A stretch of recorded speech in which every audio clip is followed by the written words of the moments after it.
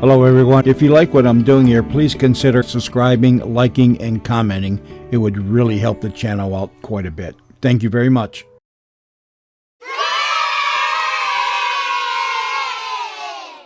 The CBS Radio Mystery Theater presents...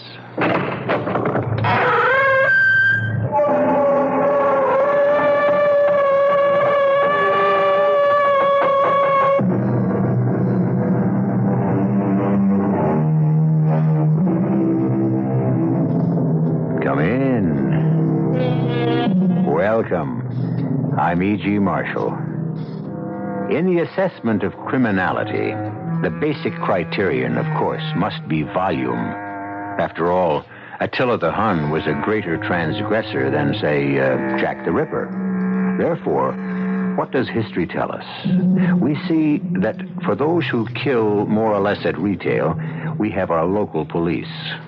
For those who murder at wholesale, the Attilas, the Hitlers, and the like, we must have our philosophers, men who will inspire us to stand up and fight. And such a fighting philosopher was Thomas Jefferson.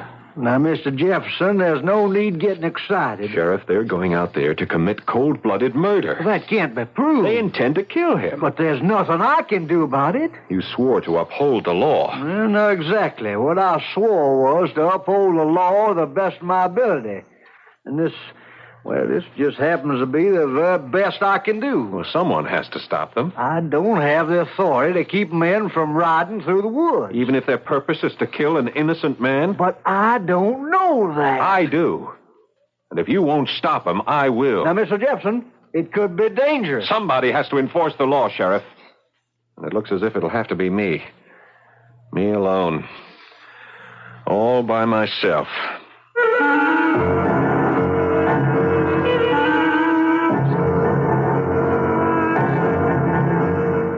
Our mystery drama, The Thomas Jefferson Defense, was written especially for the Mystery Theater by Sam Dan and stars Paul Hecht.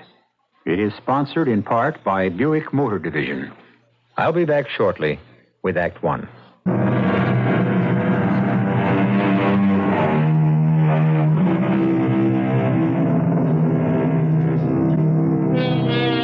The year 1775.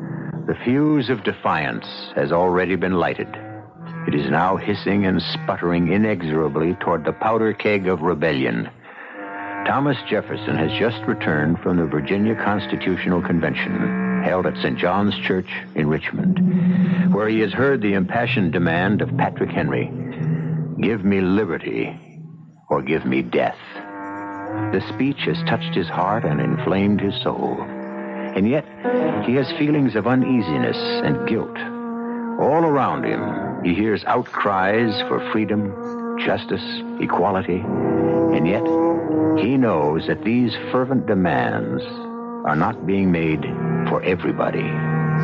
There are those human beings who will have neither equality nor equity in the brave new world that is soon to be born. As a matter of fact, because of their skin color, they are not considered to be human beings at all.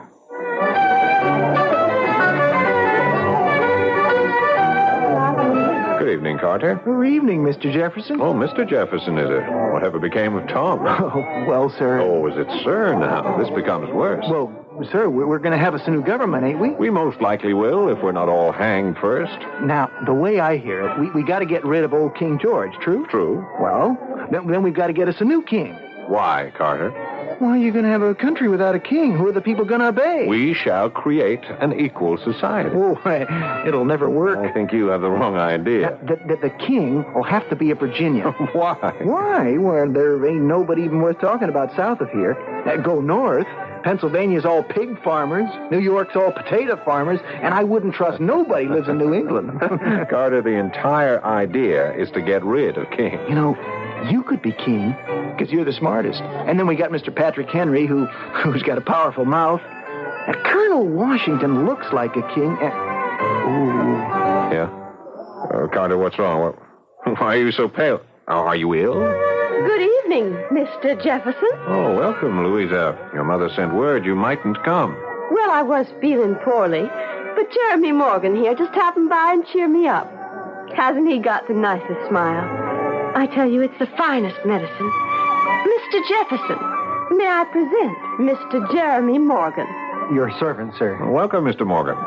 And old scowl face here, Carter McAllister. You said you'd come here with me tonight, Louisa. Did I? You promised. What's a promise? It's only something you make when you won't give your word of honor. I won't have it. What won't you have, I Carter? won't have you seen around with every common Tom, Dick, and Harry. Tread lightly, sir.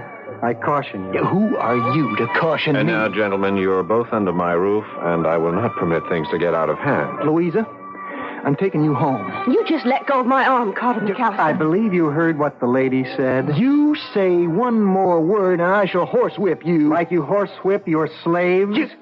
You impertinent ruffian. Gentlemen, stop right here, or I may have to thrash the both of you. Mr. McAllister, you will give me satisfaction. Satisfaction?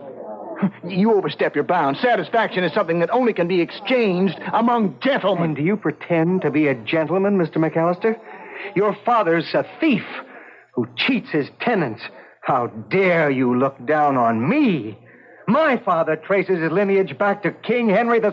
And your mother, no doubt, traces hers back to Pocahontas. Why, you... That's enough. Mr. Morgan, stop that. Now, don't strike him again.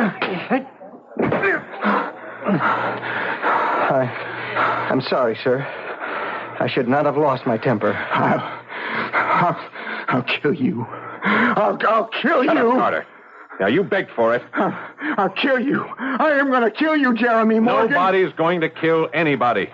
Walter, Fred, help him to the sofa. Get some cloths. Get some vinegar. Jeremy Morgan, I shall shoot you down like the mongrel dog you are. Oh, do be quiet, both of you. Mr. Jefferson, may I retire to your sitting room? Mr. Jefferson, I'm sorry. I had no right to abuse your hospitality. Therefore, if you'll excuse me... Mr. Morgan. Jeremy, wait. Now, son, there's no need for you to run off. I know I'm not welcome. Oh, that's nonsense.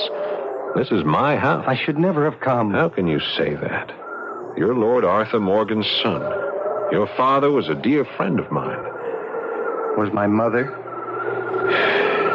You see, sir, I forgot my place. Jeremy, your place in this world is whatever you can win through strength and skill and courage.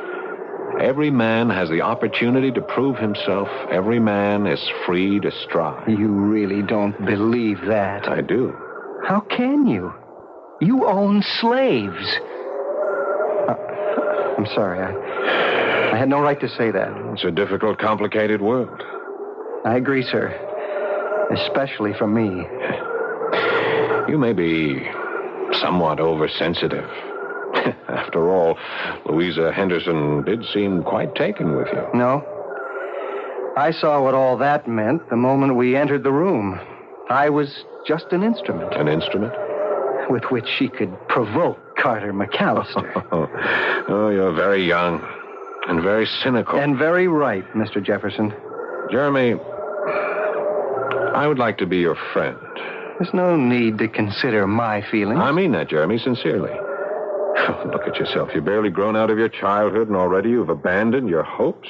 It would be best if children like me would never be born.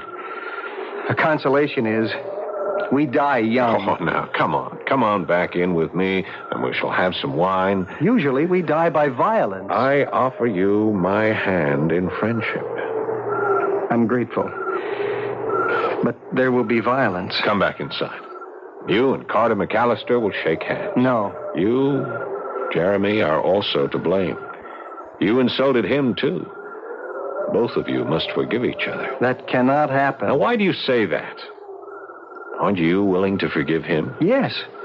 I am willing to forgive him for his insult.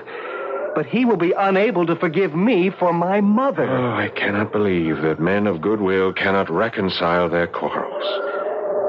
Will you let me mediate between you? If it pleases you, Mr. Jefferson. However, I have decided to leave this part of the country. But why? Carter is determined to kill me. I have no wish to kill him first, therefore I must go. But where will you go? Back to my own people.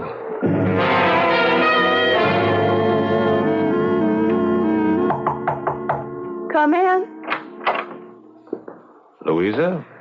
Now, Mr. Jefferson, I can tell from that look on your face you're about to scold me. I'm afraid I must. Well, suppose I say, whatever it is I did, I'm sorry. Well, I don't think it was right of you to come here with Jeremy Morgan just so that you could make Carter angry. Oh, did you see Carter's face? Louisa, this is a serious business.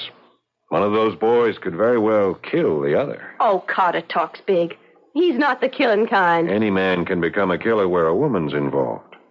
You mean somebody would kill for me? Oh, Louisa, if only you had a heart and a mind and a conscience to go with all that beauty. Do you want to know the awful truth? I love them both. Oh, you can't love them both. When I want to have someone to have fun with, to ride with, to dance with, I love Carter.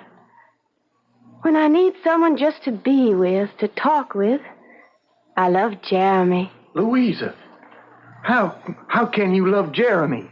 Carter McAllister, you standing there listening to that door. You are not a man of honor. You belong to me. I belong to myself. Louisa, if I can't have you, nobody will. I'll decide who has me. Why, that thieving, skulking half-breed. Carter, I cannot permit you to insult a friend of mine under my roof. I'll do more than just insult him. I'm going to kill him.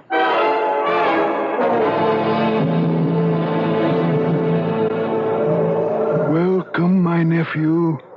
Welcome. I have brought you a gift, Blue Cloud. Ah, a robe, a rich robe. It comes from England, across the seas. It is a robe of great value. Such color. One may not fully realize the color by firelight. When the sun rises tomorrow, one's eyes will behold a robe of brilliant scarlet. The color of blood. You wonder why I come here, Uncle? I wait for you to speak. I have come back. Back? To my people. We are not your people, my son. You are my mother's people. Are they unkind to you? The other sons of your father? No. They treat me well. We are brothers. Then why do you wish to come here? Because there is no place, no real place for me in their world. Why do you say this? The women mock me, the men make sport of me. Only one sees me as a true friend. Tom Jefferson. Jefferson? You have called him Red Hair. Yes. Yes, I know him. So you wish to live with your mother's people? Yes. Because you are afraid. I want peace. There is no peace. There can be no peace for your mother's people. There is no peace for me in my father's village. You must go back. Why? Soon we shall be driven from here. They want to turn our woods into fields to raise their tobacco. Your mother's people shall be destroyed. No. You can lose yourself in the forest and live out your life in peace and safety. But there shall only be misery for your children and death for your children's children. What is there that I must do? Your father's voice was strong in the councils for our people. Your voice must be heard there, too. You must make them listen. Why would they listen to me? By some, I am called a half-breed. You are strong, young, wise. You were born to make a new understanding between people. It is your destiny. If I go back, I will surely die. The day, the hour, the moment of your death has already been cast. And it shall find you wherever you are. Yes, Blue Cloud, I see now. I must go back.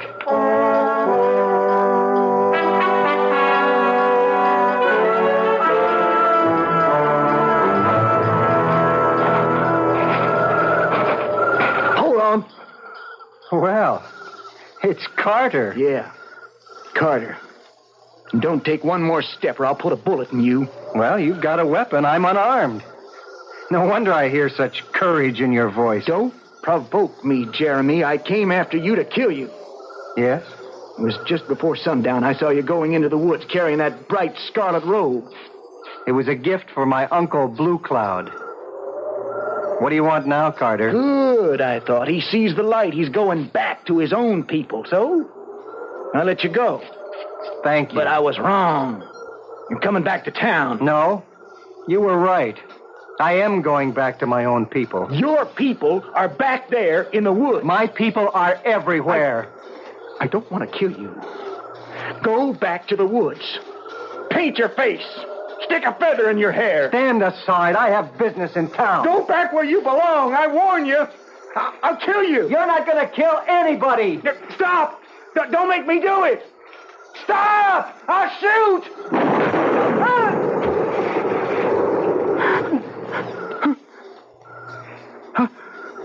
I told you I'd shoot. I told you. They were very young, very proud, quick to anger. They were barely out of their teens. And now, one of them lies dead, shot in the back by the musket of the other. And it happened on the very eve of the American Revolution. For some of the reasons the revolution came about in the first place. Reasons of pride, uncontrolled passions, and sheer blindness. But the fight that led to this midnight killing began in Tom Jefferson's home. So you can expect to see him again in just a few moments when I shall return with Act 2.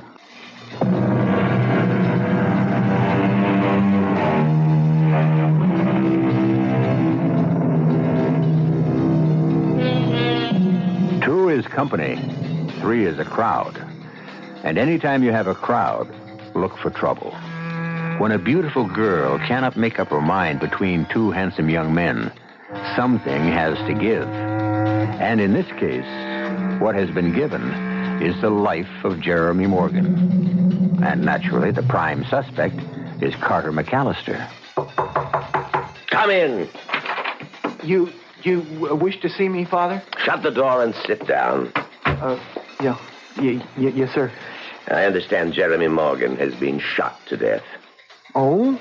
I'll thank you not to play the innocent with me. You know he's been murdered. Well, how would I know? Because enough people have told me they heard you swear you would shoot him. Because at any minute the sheriff can knock on my door with a warrant for your arrest. Well, they can't hang me. And why not? Well, because he was only a half-breed. Unfortunately, his father was the late Lord Morgan. His brothers, Jeff and William, accepted him. He was well-liked. Father, you have to save me. Fool, did you have to kill him yourself? With all the riffraff hereabouts, couldn't you have hired a man? Please, Father, please get me out of it. I don't want to hang. You should have thought of that all long before. I never wanted Louisa Henderson. The match was your idea. You're the one who needs her father's money. Yes, I killed him, but you also had a hand in it. Be quiet. Now tell me everything. The truth now. Well, I waited for him near the woods. He came along, and he was carrying a red robe, like Indians like to wear. A red robe? Yeah, brilliant scarlet. Well, I thought he intends to go back to his own people. Therefore? Well, I followed him.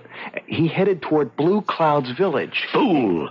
If he had decided to return to the Indians, why did you have to kill him? But he didn't return. I saw him go into Blue Cloud's tent. I heard him talk. About what? I don't know. I don't understand their stupid language, but they were angry with each other. How do you know? Well, I think their voices sounded angry. Well, then, I watched him as he came out of the tent. He wasn't going to stay. He was headed back, so I... Yes, speak up. Well, I moved ahead of him and stopped a few miles away, and I said to him, I said, go back to your own people. Stay with them, or I'll kill you. And he didn't believe me, and now everybody knows I killed him.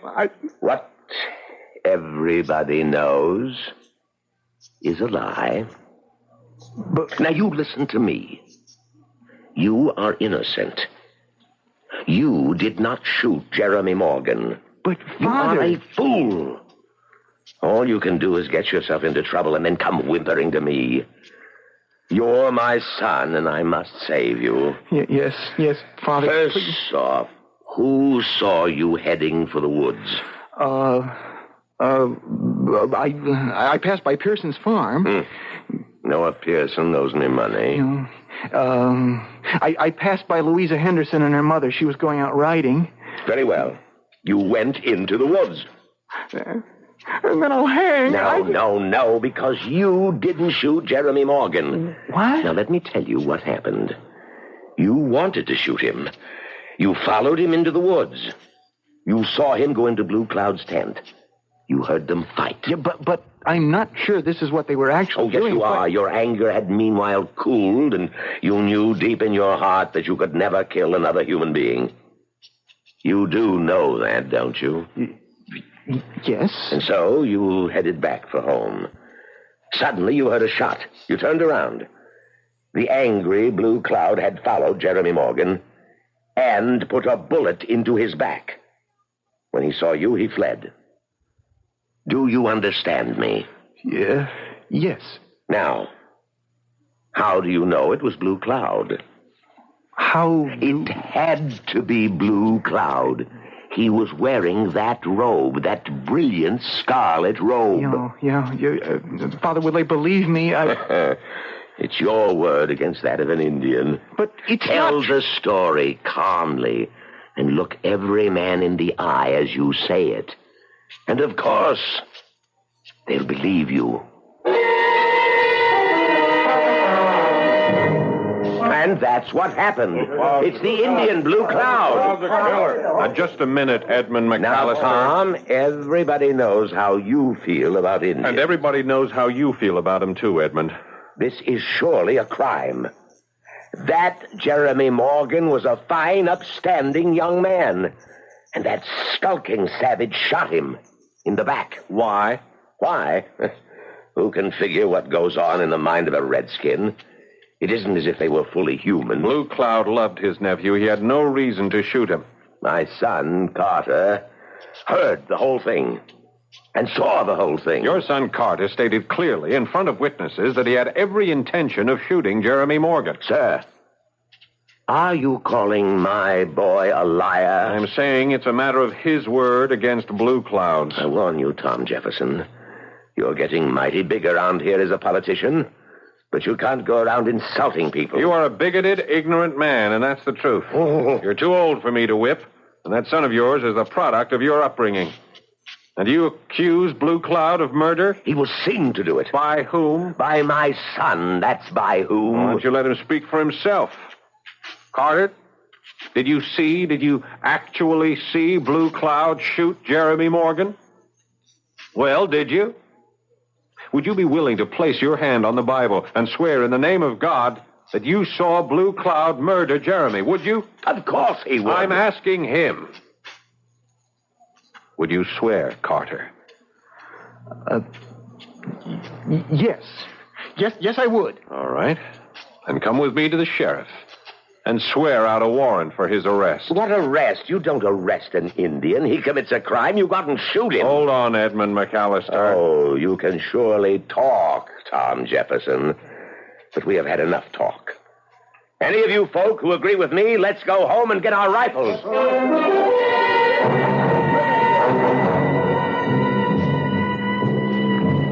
Mr. Jefferson, sir, it's an honor. Some men are intent on murdering Chief Blue Cloud. Well, sir, he did kill Jeremy Morgan. He has been accused of killing Jeremy Morgan. Well, ain't that the same thing? Oh, now, Sheriff, you cannot permit murder to take place in this country. Well, Mr. Jefferson, it ain't murder exactly after all.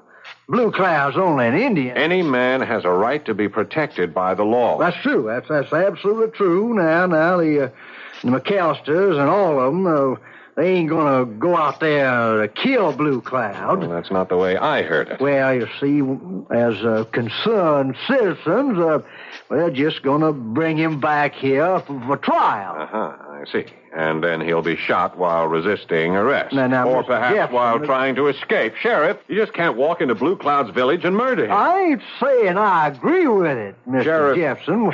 Why not? Why not? Do you think his young men will stand idly by? The answer to that question is yes. Now, you see, Mr. Jefferson, he ain't liked. Blue Cloud, that is. I don't understand. Well, a young man, they want a fighting chief, which you gotta admit, now, Blue Cloud ain't. Still, they can't just sit by and watch. The thing is being arranged, and nobody's gonna be in the village. I refuse to believe it. No, so everybody gets what they want. The tribe gets a new chief, one who would want to go to war. War? What war? They know what happens when they raid our frontier settlements. They know the retribution. They'll go to war on our side against the British. So that's what they get. The white folks avenge a murder. Which hasn't been proved. Proof, Mr. Jefferson, is usually a matter of satisfaction. And all for just the life of one Indian. All in all, it ain't a bad situation. I've admired you. I've respected you for many years. But I see now you're unfit to be a sheriff. I'm doing what everybody else is doing. I'm thinking of me first. You took an oath to uphold the law. I won't see murder committed. Well, now, what do y'all suggest? What I've been suggesting. I suggest that I you have a ride better out. suggestion. Why don't you ride out there? Because I'm not the sheriff. Yes, you are. Yeah. I hereby swear you in as deputy sheriff. What? What are you doing? Well, you now have the authority to uphold the law. If you think a crime is about to be committed, it's your duty to prevent it. I have no experience. You got plenty of experience, Mr. Jefferson. I watched you grow up. Everybody knows you was meant for higher things. You're going to be an important man in this country. I don't throw everything away for... For what? For an Indian. Sheriff. All right, write down on a piece of paper the fact that I am your duly authorized deputy.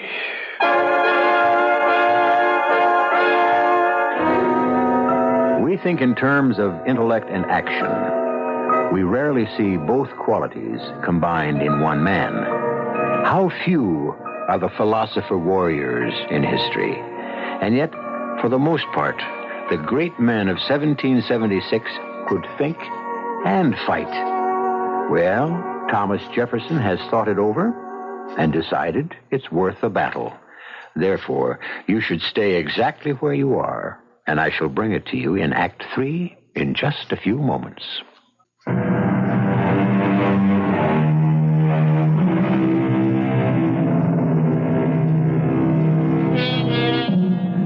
The beginning of the year 1775 sees Thomas Jefferson deeply involved in the pursuit of justice in two separate areas. First, the one you all know about, the struggle for independence from Britain. This is the big picture, the historic picture. But second, there is a small picture, indeed, a tiny, almost invisible picture. This is the pursuit of justice, not as an ideal, but as a practical matter for a single human being. Those are always the toughest. Welcome to my lodge, Red Hair. Chief Blue Cloud, there is no time for ceremonies. You must leave here at once. For what reason? Men are coming to kill you. Why? For the murder of your sister's son. It is well known that he was murdered in a cowardly manner by a young man who insulted him. Yes. Well, that is not the way many people will have it. They accuse you. He was as a son to me. Blue, there is no time for the right and wrong of it. Men are coming here to do murder. Run from them. Am I a coward? I run from no one. One of our greatest poets has said discretion is the better part of valor. Where may I run? Deeper into the forest. They will pursue. No one knows this wilderness the way you do. I will not be a hunted animal for the rest of my days. Besides, it is late. They come. There he is! Now hold up there. Now, Now, you stand clear of him, Mr. Jefferson. All of you, now turn around and go back to your home. Now, see here. Who are you to order I us? have here a piece of paper. I am acting in the capacity of the sheriff. Ah, now, Mr. Jefferson, the Indian's guilty of a murder. Who says so? We have got a witness. Who is your witness? My son here, Carter. You saw Chief Blue Cloud murder Jeremy Morgan. Well, Carter? Speak the truth, son. Speak the truth. Yes. Is he being charged with murder? Well, do you charge him, Carter? Say yes. I'm asking Carter. Yes. So that settles that. Now, why don't we just shoot him? You'll have to shoot me first. Now, Tom That's Jefferson... how it is, gentlemen. We will have the law here. You will also have to shoot me. So, Mr. Bennett, Mr. Hayton, Mr. Wolverton, the rest of you, is that what you're willing to do? Shoot me? Tom, we're entitled to justice. Justice can only be dispensed in a court of law. You mean have a trial for an Indian? You know they're only a waste of time. I intend to enforce the law. Now, how will you gentlemen have it? Well, there's no real difference. Instead of shooting him now, we can hang him later.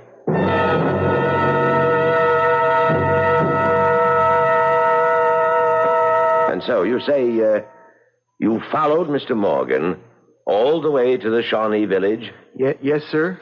And you saw him enter Blue Cloud's lodge? Yes, sir. And you heard them quarrel? Yes, sir. And then you saw Mr. Morgan leave the tent, move into the forest, and then you heard a shot. I did. Now, describe what you saw. Well, I turned around, and there was Jeremy Morgan falling down dead, and Chief Blue Cloud was standing over him with a smoking musket. Are you sure it was Blue Cloud? Yeah, I'm positive. How?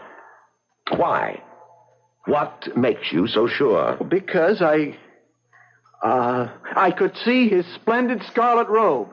The robe that we found in his lodge? Yes, sir, the very same. Your witness, Mr. Jefferson. Well, not every witness is fortunate to have his own father appointed public prosecutor. I must, however, ask some questions that may not have occurred to him. Why did you follow Mr. Morgan into the woods? Well... Isn't it true that you intended to kill him? Well... You must answer. Isn't it true that he escorted Miss Louisa Henderson to a party at my house? There, you two got into a fight. Didn't you threaten to shoot him? Yes, sir. Good. And when you followed him into the woods, isn't it true that you were carrying a musket? Yes, sir. Why? Did Did you intend to kill him? You armed yourself for that purpose, and now, when the deed is done, isn't it true that you are trying to place the blame on Chief Blue Cloud's shoulders? I object. Your Honor, let him answer the question. Go ahead, son. Answer him. Tell him it isn't so. Without prompting. Isn't it true you want Blue Cloud to hang for your crime? I didn't kill him. I didn't kill him!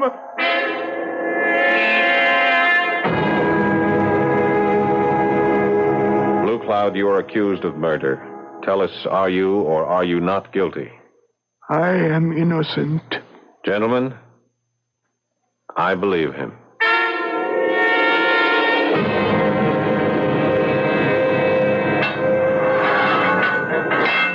Don't lose courage, Blue Cloud. The gods will not permit justice to be mocked. Red hair. The gods do not permit justice to be mocked, but they allow it to be tested. I shall see you in the morning. Yes, the morning. It shall be my last morning. You must never give up hope. I cannot give up what I have never had. No, we can do more.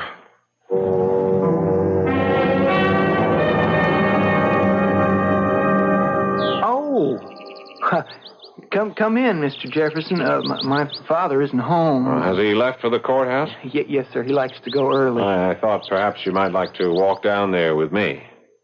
Well, sir, should we be seen together? Why not? Oh, we're on opposite sides. I'm still your friend, Carter. Well, shall we have our stroll? Yes, sir. I was just leaving. So, you insist you didn't kill Jeremy?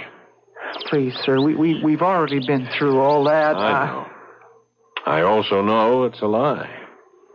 Mr. Jefferson, I must ask you to let me alone. Oh, I'll let you alone. And I'm even sure your conscience will let you alone. I am not listening to any more you're saying. Yes, your conscience died a long time ago. And do you know who killed it? You did.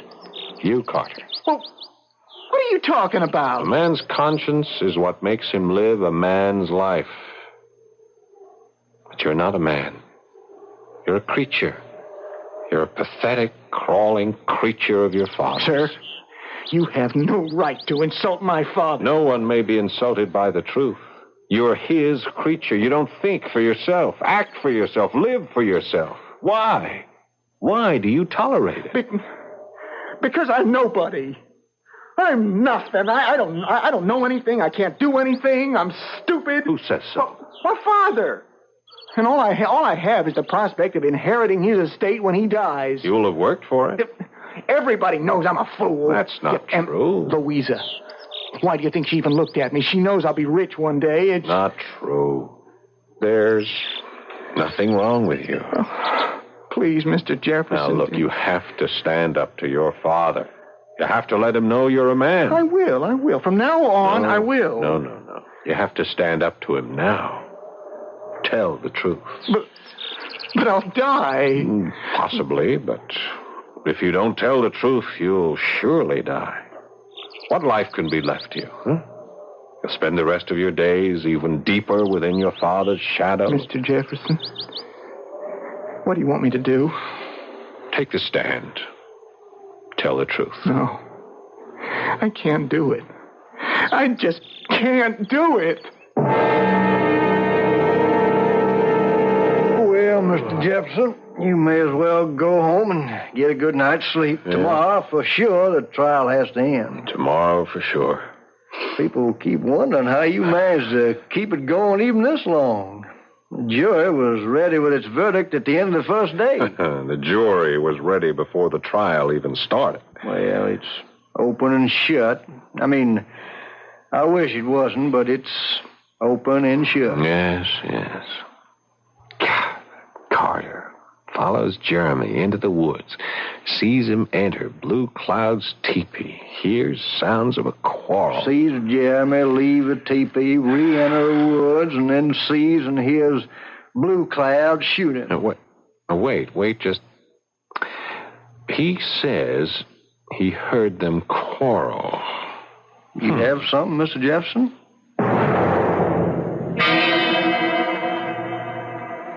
You say they quarreled? Yes, sir. In which language? Well, must have been Shawnee. Do you speak Shawnee? No, sir. Do you understand it? No, sir. Well, then how do you know they quarreled? Please answer the question. One need not know the language to know there is a quarrel. Your Honor, I must insist that the witness answer. Well, I could tell. You could actually hear the anger in the voices. Your Honor, Mr. Jefferson clearly has exhausted his resources. He has no more evidence. He keeps going over the same ground.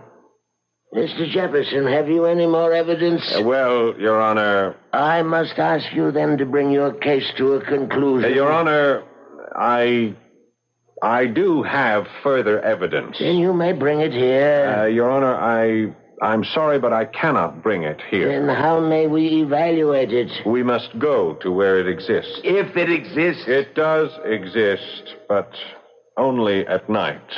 I'm afraid I cannot follow, Mr. Jefferson. Your Honor, the evidence exists at the scene of the crime, and since it cannot be moved from its place, we must attend it there. Your Honor, this is just another scheme on the part of... A man's life is at stake. What do you propose, Mr. Jefferson? Well, the murder was committed at 10 in the evening. At 10 this evening, I suggest we all assemble at the place where it occurred.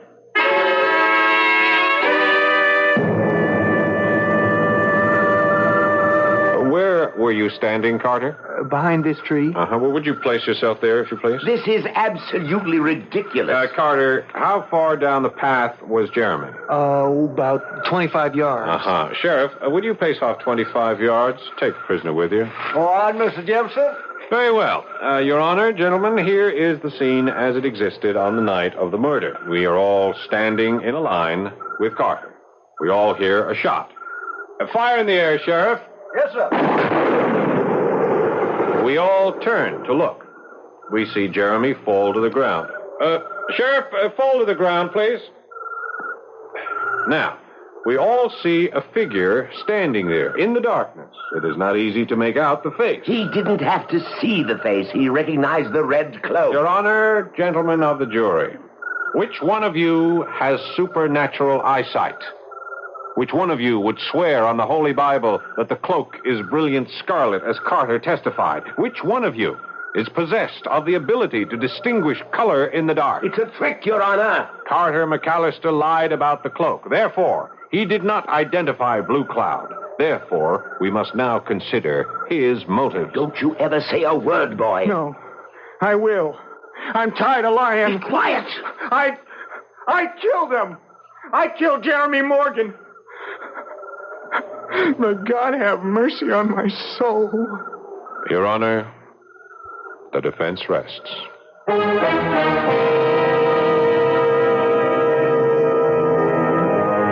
Well, they didn't hang him. It was a crime of passion, and our forefathers were men who understood passions. He was sentenced to hard labor and later paroled to join a regiment of Virginia cavalry.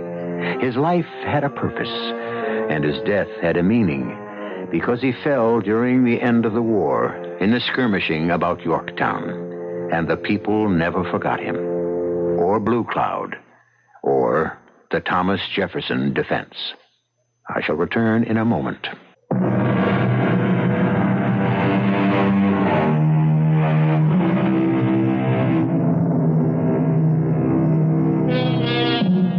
We talk about Jefferson and Washington and Adams and the others usually as gods, at least as supermen. Yet, they were all possessed of the usual human frailties. How difficult it must have been for them to be ahead of the ideas of their times, to lead the fight for freedom among a people who also believed in slavery. It was no simple task. Yet it must be a relief to discover that for all their undisputed greatness, our founding fathers were people so very like ourselves, just as contradictory, just as stubborn, just as unpredictable. Our cast included Paul Hecht, Leon Janney, Russell Horton, Jada Rowland, and Bob Caliban. The entire production was under the direction of Hyman Brown.